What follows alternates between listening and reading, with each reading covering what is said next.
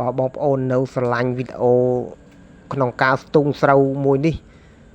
សូមបងប្អូនជួយ share និងចែកម្លែកមួយផងបាទបងប្អូនគ្រាន់តែចុចព្រួយបាច់ទៅបងប្អូននឹង share បាទ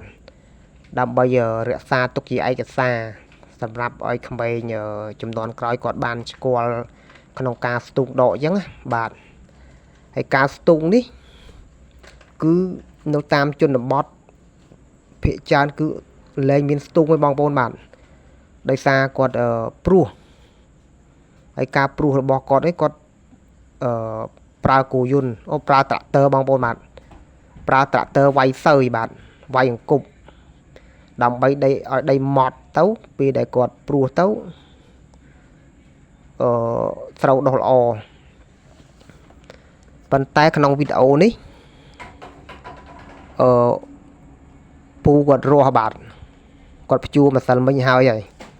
តែគាត់រស់ដើម្បីឲ្យអាចចំណាស់ហ្នឹងរៀបឆ្មៅឲ្យស្រួលស្ទូងហើយបើដីខ្សាច់វិញយើងរស់ទៅហាប់ប៉ុន្តែដីលបាយករៀងរស់ទៅវល់អត់អីទេចឹងនេះសកម្មភាពគាត់រស់ដើម្បីឲ្យស្រួលស្ទូងហើយឥឡូវវីដេអូក្នុងការស្ទូងដកនេះគឺលែងមានហ្មងបងប្អូនបាទលែងមានហ្មងលុត្រាថាអត់មានផ្លូវចូលគេស្ទូងដូចថាគេព្រោះឲ្យអស់គាត់អត់មានផ្លូវចូលឬមួយស្រែគាត់ពេលព្រោះអត់សូវបានអញ្ចឹងគាត់អាចនឹងព្យួរស្ទូងបានគាត់ដឹកគោកាត់ភ្លឺស្រែស្ទូងតែបើក្រៅពីគោគឺជួរកើតទេបាទចូលកើតជន់ស្រូវគេហើយបើគោអីឯគោមួយដានហ្នឹង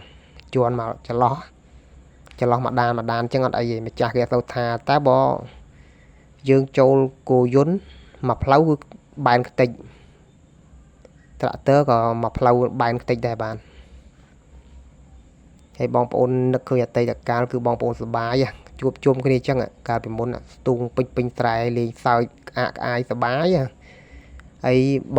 តំបន់ខ្ញុំពីចំនួនមុនបបបាទបបគ្រឿងរែកទាំងធុងយកទៅស្រែប៉ុន្តែបបគ្រឿងហូបយូរទៅដូចហើមមុខមិនដឹងពេលយើងអោនទៅស្ទូងយូរអោនយូរពេកទៅដូចហើមមុខស្ទូងរងថ្ងៃយើងហូបបបគ្រឿងហើយសបាយពីចំនួនមុនបានជួបជុំគ្នាសបាយភ្លឺស្រែមានខ្លះក៏រែកបបតាំងបបោតឈុចអស់លេងមករែកអ្នកស្ទូងទៅគាត់រកអីផ្សេងទៀតឬមួយដាំបាយឬមួយទៅបបមួយសាទៀតទៅឬមួយគាត់ទិញអីផ្សេងទៅគាត់ល្អិលជើងដួលកពុបអស់ទៅបានហើយវីដេអូនេះសកម្មភាពខ្លីឯងខ្ញុំដកស្រង់សារឡើងវិញបងប្អូនបាទអញ្ចឹងមានតែប៉ុណ្ណឹងបងប្អូនបាទ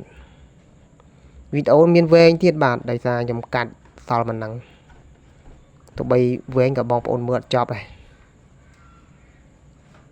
បាទសូមបញ្ចប់អីកុំភ្លេចជួយ share និងចែកម្លែកម្នាក់មួយផងបាទក្នុង page Facebook